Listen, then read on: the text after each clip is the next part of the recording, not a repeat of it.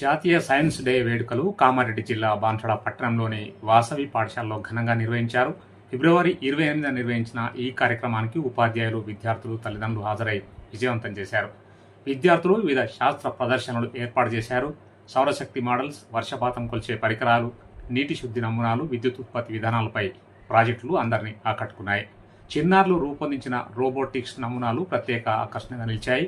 విద్యార్థుల్లో శాస్త్రీయ దృక్పథం పెంపొందించాలనే లక్ష్యంతో వివిధ రకాల శాస్త్ర ప్రదర్శనలు విద్యార్థులు చక్కగా రూపొందించారని ప్రధానోపాధ్యాయులు శ్వేత అన్నారు. పర్యావరణానికి హితం కలిగించే విధంగా ఈసారి విద్యార్థుల్లో ప్రత్యేక శాస్త్ర ప్రదర్శనలు ఏర్పాటు చేసినట్టు ఆమె వివరించారు.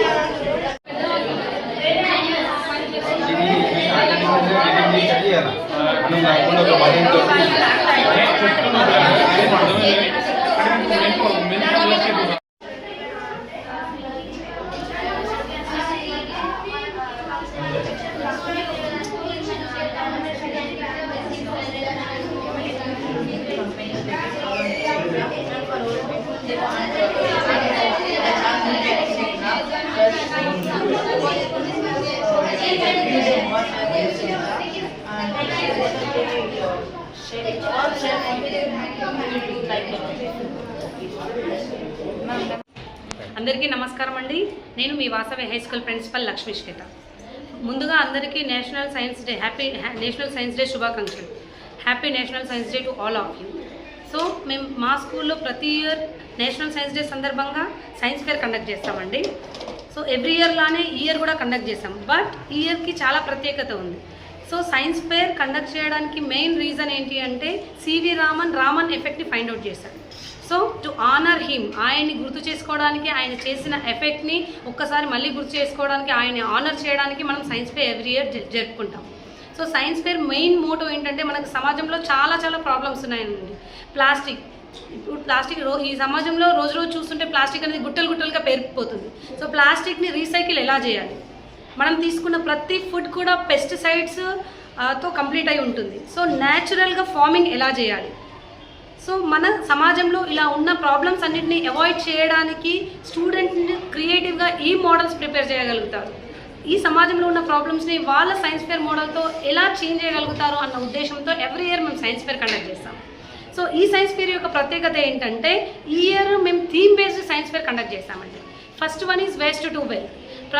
ఈ సమాజంలో ఉన్న వేస్ట్ మెటీరియల్ని మనం హెల్దీ మెటీరియల్గా ఎలా టర్న్ చేయాలి, మన సమాజంలో దొరుకుతున్న పెస్టిసైడ్స్, మనం తీసుకునే ప్రతి ఫుడ్, వెజిటేబుల్, ఫ్రూట్స్ అన్నీ కూడా పెస్టిసైడ్స్తో కంప్లీట్ అయి ఉంటుంది.